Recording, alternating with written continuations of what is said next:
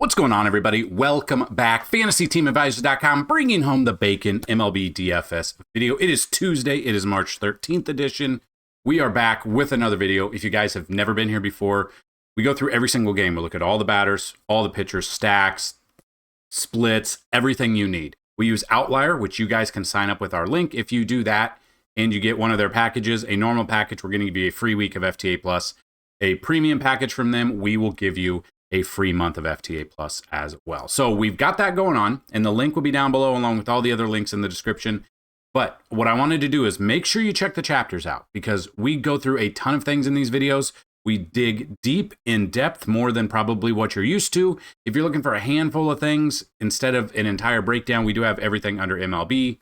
Check that out. FTA Plus is $10 for a week, $30 for a month, $199 for a year, but we still have a few coupon codes left. If you are interested in getting $100 off your yearly package for $99 instead of $199, email me dfshelp1@gmail.com. So what we're going to do is we're going to see who the two winners are. So we try to have giveaways every single day. And the way to do it is you got to like the video, you got to be a subscriber, and you got to leave a comment. You do that and this video gets at least 50 likes, you will have a shot at a free week of FTA Plus. 100 likes is a free month, 150 likes a free year, 200 or more likes on this video, a chance at a lifetime pass. Now, those are for every sport. It's not just for MLB.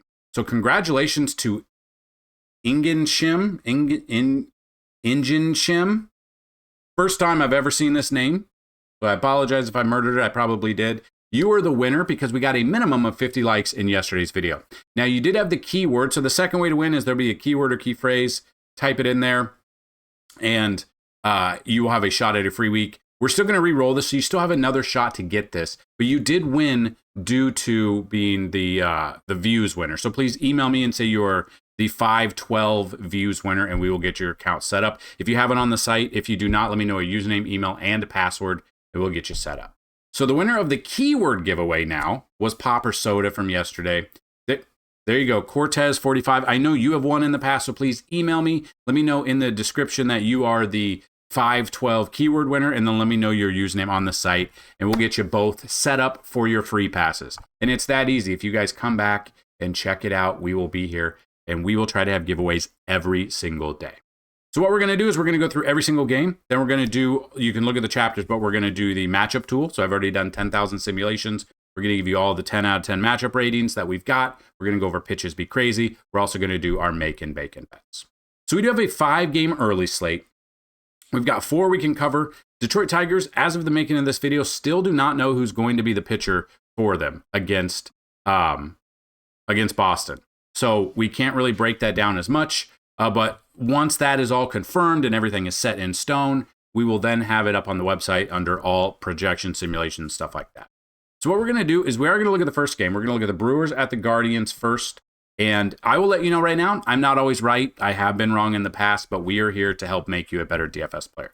So I would love to know down below, how did you find our channel? What brought you here? And have you won anything in that time frame? I would love to hear. I love to hear those stories. I love to hear when you guys are like just dominating. And I keep reading it in our free Discord as well. So make sure you check it out. So Logan Allen going up against Quinn Priester. Quinn Priester, 11 plate appearances against Cleveland. They haven't seen him really. Logan Allen has never faced the Brewers in his career. Now Allen comes in with a 4.33 ERA. You got Quinn Priester with a 5.08. Then we look at Cleveland bats against Quinn Priester. Like Carlos Santana has a home run and that is it. But if you look at like against right-handed pitching, like Gabriel Arias batting 289 with 3 bombs. You've got Daniel Schneemann batting 308 with 5 bombs. Stephen Kwan bats 336 against righties with 4 bombs. Like, I am looking at a Cleveland stack. I don't want Quinn Priester. I don't trust him. As long as the weather holds up and the wind. Just kind of looking at the wind in this one. In this ballpark, it's blowing out. It does have positive for chances for home runs. So I want nothing to do with Quinn Priester. I have a little bit of Logan Allen just because they've never seen him before. But it's still, like, you can see Milwaukee bats against lefties. They've never seen him. But against lefties this year, like Jake Bauers batting 400 again. It's 5 at-bats. So what, 2 for 5? Can't really go off of that.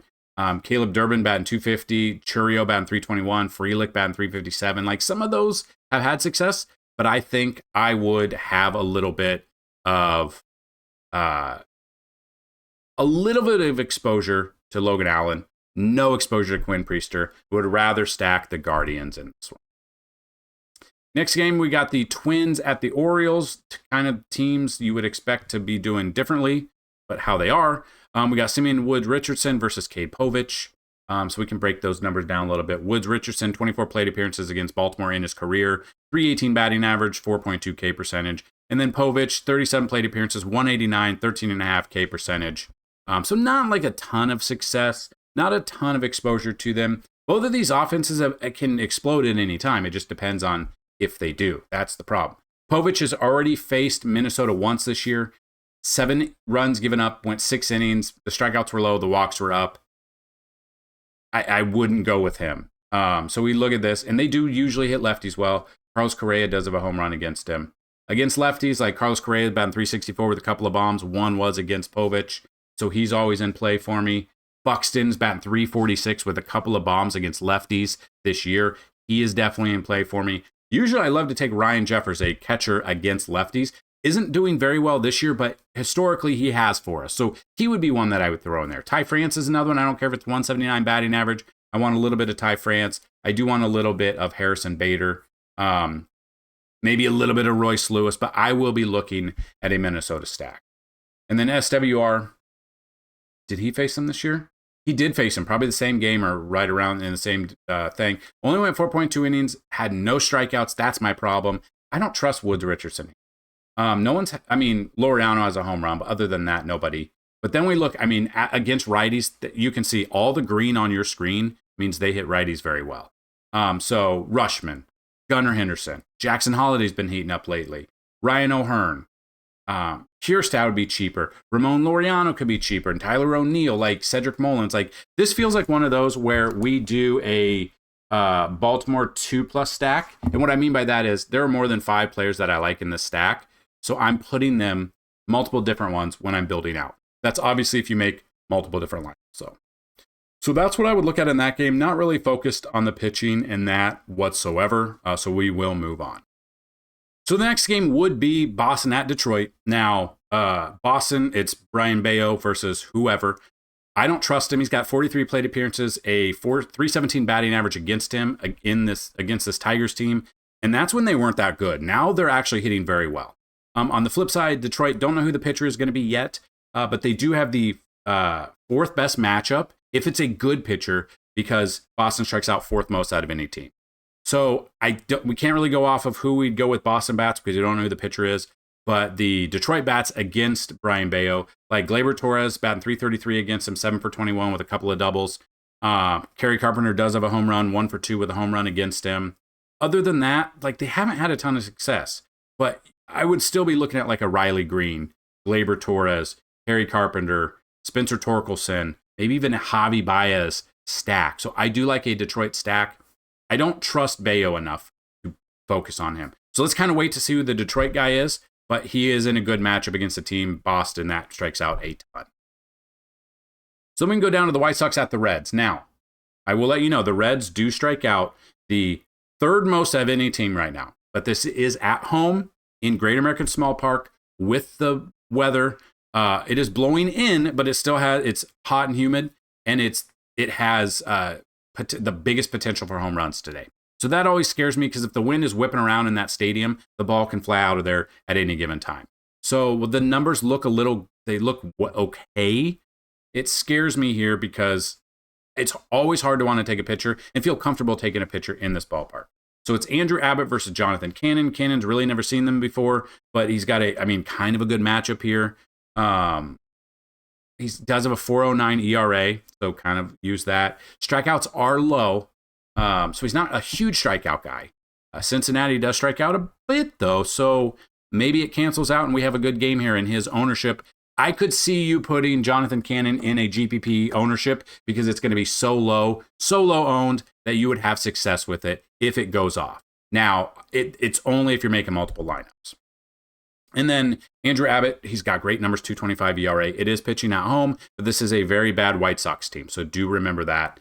I really don't want any White Sox bats. I'd rather just take Andrew Abbott in this instant.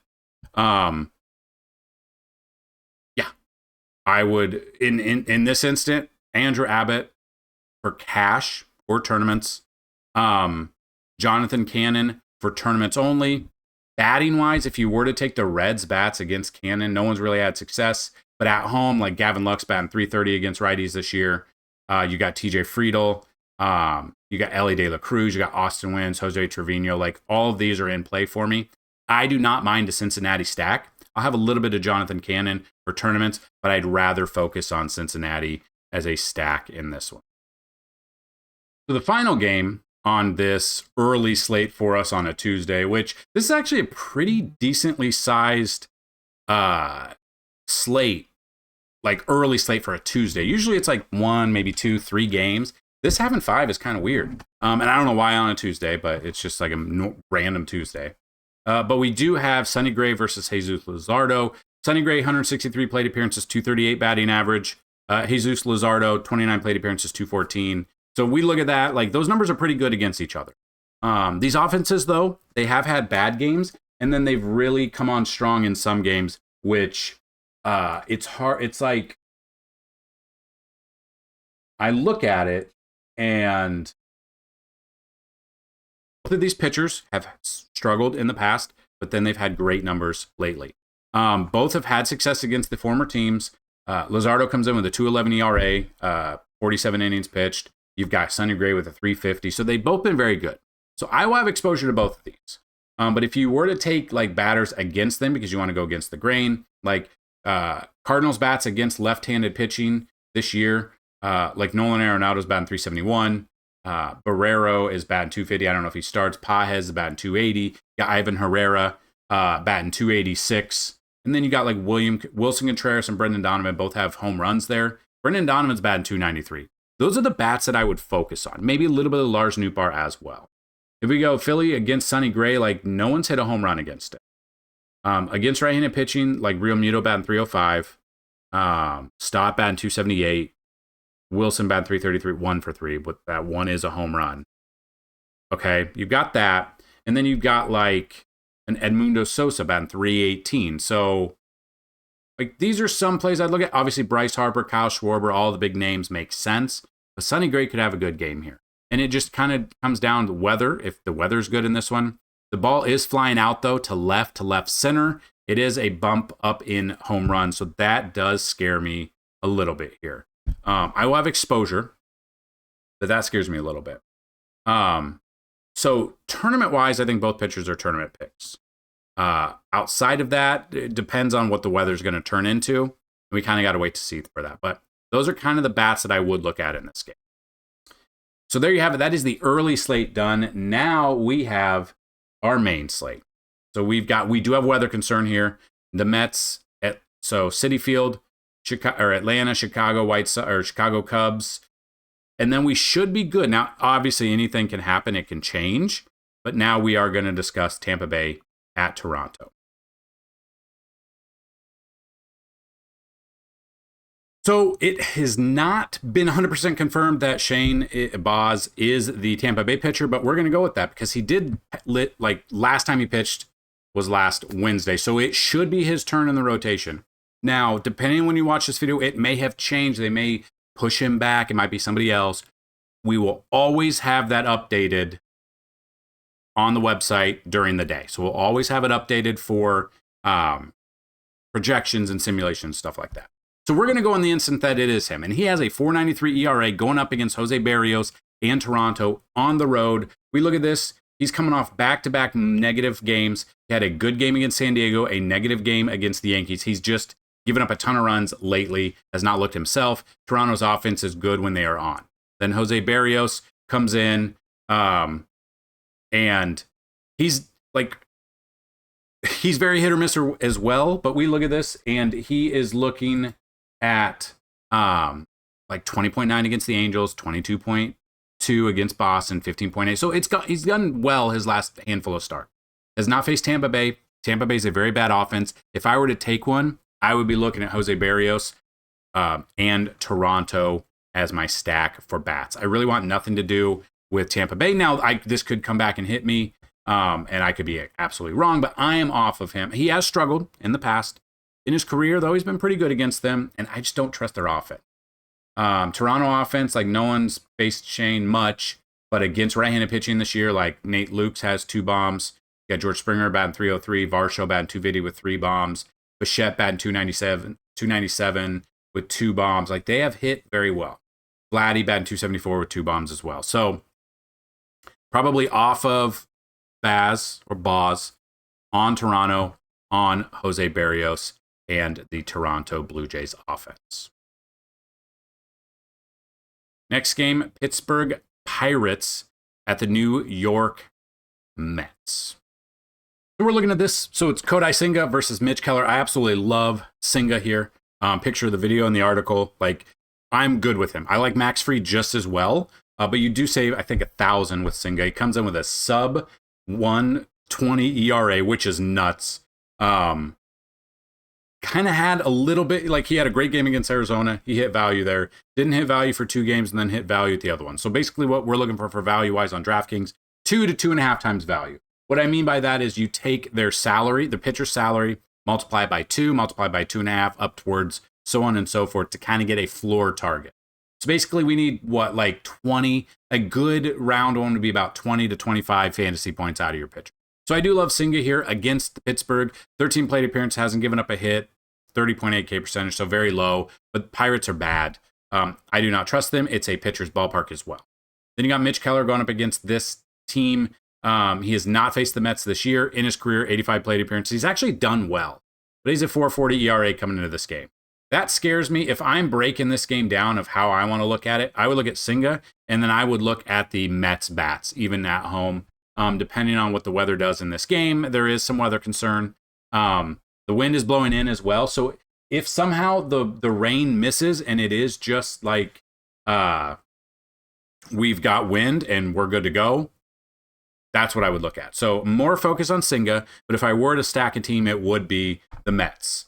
Mets against Mitch Keller. Like Nimmo has a home run against him. That is it. But then you can see like Lindor batting 305 against righties this year with 8 bombs. Vientos batting 261, more of a tournament-only option, but he's there. You got Francisco Alvarez batting 359. Pete Alonso batting 319 with 7 bombs. You got Soto batting 220, but has 7 bombs as well. So wait for the lineup to come out. But I'm all in on a Mets stack against Mitch Keller and Kodai Senga as one of my top pitching options today. So then we come into here and we do have another weather concern. Washington at Atlanta. They obviously play a ton, being in the same division. So you got Schwellenbach versus Soroka. So Soroka is facing one of his former teams. I really loved Soroka when he came up with the Braves. He was really good, and then he got hurt. It kind of just derailed. He now has a 7.20 ERA. Really has not hit value. He's 5,600, and that scares me against this Atlanta team who has been heating up lately. So that's where I'm at on that one. Atlanta's been heating up enough where it scares me to want to take them. Schwellenbach's price has come down. And we've talked about this. Now it's gone up, but it was like 10,000 plus, and we didn't know why. And he wasn't hitting value, and he's kind of come back down to earth since then. If the rain is gone, and this is good to go, I really don't like either pitcher. I'd rather focus on stacking both sides. I think both sides are great. So I'll be avoiding the pitching altogether. I will look at the bats though. So like Washington bats against Schwellenbach, they really haven't had success against them. But against against right-handed pitching this year, they have. So you can see like Nate Lowe, love to take Nate Lowe, batting 275 with 7 bombs. Yet you would look at him. He would probably, if I am looking at him, number 1. Number 2 is probably James Woods, got 7 bombs as well. 3, most likely CJ Abrams, who's batting 314 with 3 bombs. It's in red, but he hits righties less. He hits lefties more than 314, but he's still batting 314 against righties. Then there's always Kyber Ruiz batting 299, right on that 300 mark there. And then just depends if you want to throw in maybe a Josh Bell because he's more boomer bust. He's more Kyle Schwarber-like. Home run or really nothing out of him. I don't mind that. Then the Atlanta bats against Soroka haven't had success against him, but against righties, you can see they are dominating. So Verdugo batting 294. Austin Riley batting 285. Nick Allen be a cheap option. I don't know if he'll be in there. Batting 273. Ozuna batting 269 with 5 bombs. Baldwin, if he's starting at catcher today, 314 batting average, a couple of bombs as well. So I am all in on stacks here. Might even be 2+ stacks for different ones. It just depends on the lineup that we are going to have come out in this one. But what I'm trying to say is I'm avoiding the pitching altogether. I'm just out on the pitching. Miami at Chicago. So Chicago's been very good, like very good this year. Rain is a concern. This is the Windy City for a reason. Looking at the ballpark factors here, we do have the wind blowing directly in. So this could be a boost for pitching. Now, every time I see that the wind's blowing in, it's got like a terrible chance for home runs. They seem to put up a ton of runs, just not via home run. So Ben Brown comes in, like 4.95 ERA, a couple of starts in a row that he's been pretty decent. One against San Francisco, one against Milwaukee. Since how bad Miami is, I would look at Ben Brown a little bit, but he has been roughed up as well. And then the flip side, Belozo, I am not using him against this Cubs team. I don't want anything to do with him. He is coming off a great, then you look at it, he came off a great start against the Dodgers, but the Cubs have just been hitting so well that I'm probably focused on the Cubs. Really nothing else in this game. Cubs bats that I would entertain against Valente, like Suzuki is 2 for 2 with 2 home runs. Sees the ball well. Pete Armstrong, 1 for 1 with a home run. They've been killing it lately as well. Then Carson Kelly's been murdering it this year, 333 batting average. Michael Busch, 272. Kyle Tucker, 270 with 6 bombs. All of those I'm in on. Pretty much Ian Happ is another one. Nico Horner, another one as well. So pretty much the entire lineup, except I wouldn't use Brujan. I wouldn't use Nicky Lopez if he gets in there. I wouldn't use Justin Turner, but everybody else is fair game for me when I'm stacking the Cubs this year, especially against mediocre pitchers, especially against terrible teams. That brings us to Colorado at Texas. Now, Colorado is the worst team. They are in the running to be the worst team ever in 150 plus years of baseball. They are so bad. Jack Leiter comes in. He always scares me a little bit because I have flashbacks of how bad he's been. He has not hit value in 3 starts. One against Boston's a team that strikes out a ton. He had 3 strikeouts there, 4 walks. His walks have been a problem. He went Boston 0 for 5, gave up 4 of those 5 runs. Seattle, another team that strikes out quite a bit, gave up 6 earned runs in there, had 2 strikeouts in that game. So he scares me. Now, I will have exposure to him because of how bad Colorado is, but let's not forget what Colorado was able to do up against Nick Pivetta and the Padres on Sunday. They put up some runs. So I will have a little bit of exposure. Kyle Freeland comes in, 6.41 ERA, 0-5 record, 30 strikeouts. Coming off minus 6.5 against Detroit. That was at home. That's expected. His splits home versus away, like home games, 977. These numbers are expected. Away, he had 418. So I'm always expecting him to be, I don't trust him. Let's put it that way. I would rather have Texas. I'd rather have Jack Leiter. But if you want to get creative because of how bad Colorado is, or how bad Jack Leiter kind of is usually, got a 5+ ERA. Colorado bats against him, never seen him. But against right-handed pitching this year, if you want to get sneaky with a stack, you could look at an Owen Miller. I don't know if he'll be in. Ryan McMahon. I could look at Britton Doyle a little bit.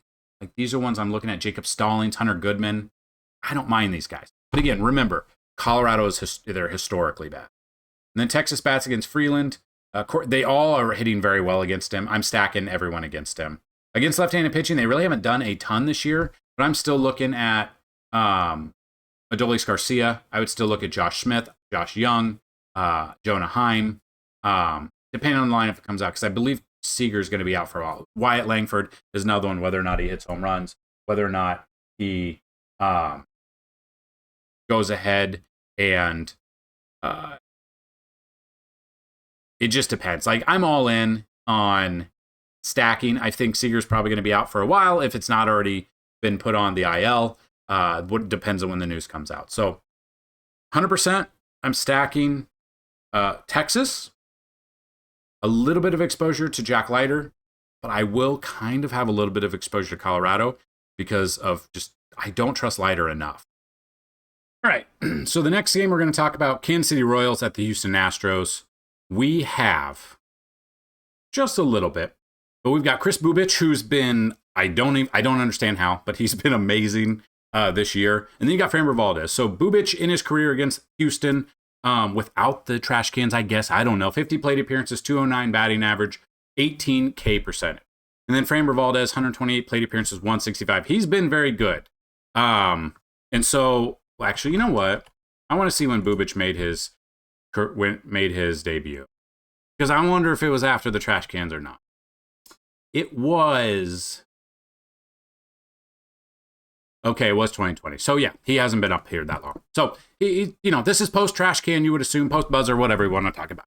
But both of these pitchers are great lefties. Both of the offenses have been pretty good. Maybe they're a little bit slower here. I actually like both pitchers. I don't think I'm going to go the offenses here. I'd rather look at Bubic because you look at his numbers, and they've been pretty good. Like Bubic against, like this year, he's averaging 20.6. Valdez is kind of the one that's not been doing as well. He's averaging 16.1. The pricing's a little bit different. Last year, the pricing would have been flip-flop. He's coming off a great start against Milwaukee. Inexplicably, did not do well against the White Sox. And then he did just do well against Kansas City. Now, that was in Kansas City. That is a pitcher's ballpark. So it's a little bit different than what we're playing here at, not Minute Maid. What's it called now? Dakin Park? I don't even know what that is. So you look at that, and he's faced him once this year and had a lot of success. 23.5. It's exactly what we would need here. 2.25 ERA in that game. Bubic, I wonder what he did then. Game log wise, Houston actually had his worst game of the year, maybe. Yes, worst game of the year. So if and that was in a pitcher's ballpark. We look at that. Maybe we go against that. We go Framber Valdez. Maybe we fade Bubic at that price, get a little bit of exposure there, and stack have a Houston stack. So let's look at the team. Let's see how they did against him. And we will go from there. So we look at Kansas City bats against Valdez. Like Perez has a home run, but he's batting 1 for 10. Biggio, 1 home run. Pasquantino, 1 home run. That's it against left-handed pitching. They actually haven't done that well. Bobby Witt batting 423 doesn't count. He's a cheat code. Michael Garcia batting 346. Mark Canha batting 316. Mark Canha would be a very cheap option if you don't trust Valdez and you want to go a Kansas City stack. I don't mind Mark Canha whatsoever. Canha, his price, $2,900, sub 3K, perfect price for him if he's even in that lineup though. Houston bats against Bubic. No one's really had success, but they just got to him. So Yonder Diaz batting 304 against lefties this year. Victor Caratini batting 429. Brendan Rodgers batting 250. Chas McCormick batting 500. Altuve's probably going to be out for a while. You could look at Jeremy Pena as well. Jake Myers would be a cheap option in this one. So I'll have exposure to both pitchers, but I think it might be a little bit like, let's get a little sneaky today. Let's go Valdez over Bubic, and let's see what we can make with that. So the next game we got the Yankees at Seattle. Yankees offense has been prolific. We know what Aaron Judge is doing. It's Max Fried versus Brian Wu. Max Fried has been absolutely everything the Yankees needed. He's been a stud. He's leading, 1.22 ERA, 6-0 record, coming off great starts. Toronto, he had an iffy start at 16.7, but that 16.7 is some people's ceilings. So he's done so well. He had a bad start against Milwaukee, and then the so-so start against Toronto, but ever since then, Gucci gang, as the kids say. So we look at the numbers here. He's great. 10,500. If you want to, save a little bit, Kodai Senga, but I will be paying up for him as well. And then you got Brian Wu against the Yankees. Now, the Yankees do strike out 5th most out of any team. So they do strike out on the road. They strike out 10.21 times per game. Okay. Brian Wu comes in, 44 strikeouts. Strikeouts have been up there for him. He's had great success. In his career against the Yankees, 24 plate appearances, 174 batting average. So they haven't done well against him. 37.5K percentage. My problem is how good the Yankees have been that I think maybe they get to the bullpen, but maybe Brian Wu has a good game here. So I love both pitchers here. If Brian Wu can get through 5, 6, maybe get 8 strikeouts, and the Yankees come back and the Yankee stack makes a ton of sense. So the bullpen is kind of the thing, and we have like the bullpen stats updated every morning for you. But then like their bullpen 3.55 ERA, they've given up 60 earned runs and they've given up 17 home runs. So if he doesn't go deep into the game, that Seattle bullpen could be in trouble. So that's kind of one that I would monitor. I'll have exposure to both. I think Fried is your cash or tournament. I think Brian Wu is probably your only tournament option. Yankees lineup that I would go with against Wu or the bullpen is literally everyone on that lineup that comes out. I would have some sort of stack up, except Pablo Reyes. I don't know if he'll start. Seattle against Max Fried. I really don't trust them enough. I'm going Max Fried. It could bite me, but that's where I would go there. Then you got the Angels at San Diego. Now, this one's a good one because we look at it and we do have Jose Soriano versus Dylan Cease. Cease was his last start he left? Yeah, he left his last start last Wednesday, but then left. But they say he's going to start this game. This is the only thing that scares me. A forearm's obviously a huge deal. In that game against the Yankees, 6.2 innings, 1 earned run, which was a home run, 9 strikeouts. He now goes up against the Angels, which the Angels strike out the second most out of any team. He has not faced the Angels this year. In his career, 66 plate appearances, 34.8 K percentage. I love Dylan Cease. Like, I'm paying up for him. If you want to pay down, whatever you want to call it. If you don't want to pay up for Max Fried, you don't want to pay up for Kodai Senga, I'm looking at Cease. My only problem is it is a forearm.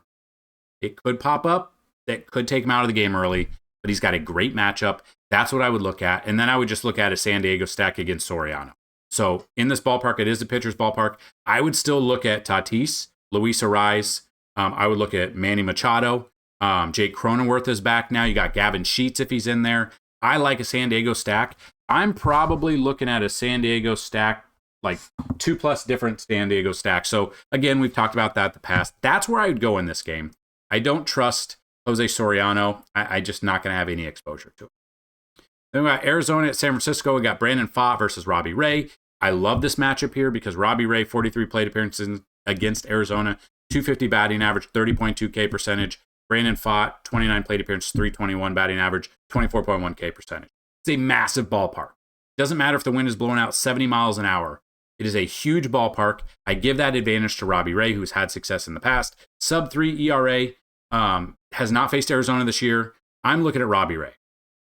Brandon Pfaadt, I'm okay with him, but he comes in 3.28 ERA. He's actually coming off a great start against the Dodgers that no one saw coming. Now he goes up against San Francisco where he's had success. I think this could be a low-scoring game. I like this as a pitcher's duel. So I would look at a pitcher's duel here. I'm not really focused on the bats. Again, after 20,000 sims, maybe we get to those bats and we talk about that. But before we get to the final game, the Athletics at the Dodgers, the key word of the day is nooners, because everyone could use one. It means different things to different people. Mine are the drinks, but yours could be the other thing. But let me know. Wordplay with that, guys and gals and moms and dads and whatever. But yeah, final game, we got the Athletics at the Dodgers. Currently, according to Baseball Savant, we don't know who the pitcher is. Looks like it's going to be Jeffrey Springs. He did last pitch on Tuesday. Okay. Not really successful there. Been a while since he's hit value. He did hit value against the Texas Rangers. Didn't hit value against Seattle. Didn't hit value against the White Sox, Milwaukee, the White Sox again, San Diego. Like, he has not hit value more times than not. Okay. And then you got Landon Knack. So Landon Knack has faced 1 plate appearance for them. His results have been mixed as well, and especially with the Athletics being as good as they are. He is pitching at home. It's a 4.15 ERA, so it is up there. So we look at that, and I am 100% off of the pitching in this, and I would just look at the bats. I do give obvious advantage to the Dodgers bats because they spend $1 trillion on it. So if we look at the Dodgers bats against Springs, like Freeman has a home run, Kike Hernandez has a home run. Kike would be a cheap option. Against left-handed pitching this year, Austin Barnes or Will Smith, both in great spots. Hopefully it's Will Smith. I would look at him. Miguel Rojas could be a cheaper option if you're trying to go a full slate. Ohtani is batting 360 with 2 home runs against lefties this year. So I would look at those guys as well. I'm looking at a Dodger stack. And then if I don't trust Landon Knack and we want to look at like Gio Urshela 1-for-1, that 1 home run or that 1 hit was a home run. So you always want to look at that. And you could definitely feel that here. Against right-handed pitching this year, they've done pretty well. Like Nick Kurtz batting 326. You got Soderstrom batting 289 with 8 bombs. You got Jacob Wilson. If he leads off, that's even better. A great contact hitter, batting 349 with 3 bombs. Lawrence Butler batting 265. Brent Rooker batting 238, but has 7 bombs. Those all make sense to me. Depends on the lineup that comes out. I want nothing to do with the pitching. I give the advantage to the Dodgers, obvious reasons. But I'd like the Athletics this year. And it's not in a minor league ballpark, which if it was in Oakland or Sacramento, I would be all over both offenses 1,000 times on this slate. And there you have it. That is the breakdown of all of the games. The early slate done, the main slate done. We've talked about it all. We've looked at the pitchers, the batters, the stacks. We've got it for you. If you want to see even more, head to FantasyTeamAdvisors.com, MLB tab, and we have so much more for you over there. So that being said, we are ready to rock and roll. we are going to talk about our matchup tool. Now, what our matchup tool is, I've already ran 10,000 simulations. These are all the batters that have a 10 out of 10 matchup rating through those 10,000 sims. There's not a ton. The record is 38. I don't believe we're going to beat that anywhere close. So without further ado, let's get to getting. All right, so if we're looking at the top, we got Jose Ramirez versus Quinn Priester, number 1. Number 2 is Gunnar Henderson. Number 3 is Christian Yelich. Number 4 is William Contreras. Number 5 is Jonathan India. Number 6 is Kyle Tucker. Sorry. Number 7, Adley Rutschman. Number 8, Juan Soto. 9, Ty France. 10, we've got Francisco Lindor. 11, Rhys Hoskins. 12, Brooks Lee. 13, Carlos Correa. 14, Pete Alonso. 15, Bryce Terang. And 16, Luis Arraez. So we've got 16 are in a great spot. These are through 10,000 sims. It will update once we have 20,000 sims done, and then you guys can check it out from there. So any questions about those, make sure you go to the MLB tab and click the matchup tool. Now, if you guys wanted to donate to Venmo, PayPal, Cash App, or Zelle, I've had a lot of people do that in the past couple of weeks, which has been awesome. If you want to sign up for FTA Plus, you can, like I said. But a big way to help the channel out, just liking the video, subscribing to this channel, and watching these videos daily, maybe multiple times a day, the entire way through so that watch time goes up. All of those help the algorithm for as much time as I put into these videos to give you guys as much information as I possibly can. So I wanted to bring that to the forefront, to your attention, just in case you guys can't help out financially. Just watching these videos help out way more than you guys probably even know. Okay, so now we're going to do the pitches be crazy. Now, these are the bottom 5 teams that strike out the most. Bottom 5. So in the theory, these pitchers would be in a great spot today. And it doesn't always work out that way, weather and stuff like that. But Jack Leiter versus Colorado. Colorado strikes out 9.73 times per game, 10 times flat on the road. Dylan Cease, number 2, versus the Angels. If he's healthy enough to go and he gets deep into this game, I love Dylan Cease today. Angels strike out 9.67 times per game, 9.4 times on the road. Jonathan Cannon at Cincy. This one scares me because of the ballpark. Cincy strikes out 9.05 times per game, and you can see they only strike out 7.89 times at home. So they don't strike out very much at home. So I'm probably off of Cannon there. Number 4 is whoever the Detroit pitcher is. I want to see if they've listed it yet. But the Detroit pitcher versus Boston. Boston strikes out 9 times per game, 9.64 on the road. They still have not figured it out yet. And then Brian Wu versus the Yankees. The Yankees strike out 8.95 times per game, but when they are on the road, they are striking out 10.21, which is a very high number. They can put up a ton of runs, but they can also strike out in between. So if you don't trust Brian Wu for like DFS purposes, because of the negative fantasy points, you could take him in sports betting, and you could look for the strikeouts, because that will equal points as well, or that will equal money with sports betting. So that being said, we are done with that. We are now going to do the final segment, make and bake and bet. So we're going to look at we've done everything. We've done the simulations. We've looked at everything. We're looking at the batters that make sense, that have great matchups through 10,000 sims. So these will be updated throughout the day. But these are ones that have a 10 out of 10 matchup rating that we think could get at least 2+ bases, or you could look for home runs. And then at the end, we'll look at some of the pitchers. So number 1, Byron Buxton versus Cade Povich. I love that matchup for him. Number 2 is Luis Arraez. Number 3 is Ty France. Number 4 is Gunnar Henderson. Number 5 is Carlos Correa. Number 6 is Adley Rutschman. 7 is Christian Yelich. 8 is Jose Ramirez. And 9 is William Contreras. I think all of those could get over 2.5 bases. A lot comes down, like William Contreras is dealing with a fractured finger. So I'll put that always in the back of your mind. That's what I would look at there. And then pitching wise, Dylan Cease is my number 1 pitcher for strikeouts today. If you can find a line for 7 or 8 strikeouts, I am looking at that. I think that's in a great matchup there. Number 2 is actually Ben Brown. With the wind blowing in, could be a little sneaky. Depends on if it rains or not. Going up against Miami. If you can find a line for about 7 himself, I think Ben Brown for 7+ could be a sneaky line. 3 is Kodai Senga versus Pirates. We could find a line for 6 or 7 strikeouts. I'm all for that as well. Robbie Ray versus the Diamondbacks. If you could find a line for 5, as of now, I believe the line's it's 120 minus 127. So you might not get the best value out of that. And then I'm just going to look at Jack Leiter a little bit. I know his ERA is elevated, and that does scare me a little bit. but he is going up against a very bad Colorado team. Colorado strikes out 10 times on the road. If you can find a Jack Leiter line for like 5 to 6 strikeouts, I am okay with that as well. So that being said, that is your Tuesday edition. We've broken everything down for you. Have a great day, whether or not you're sports betting, DFS, getting ready, whatever it is. Have a fantastic Tuesday. Good luck. And as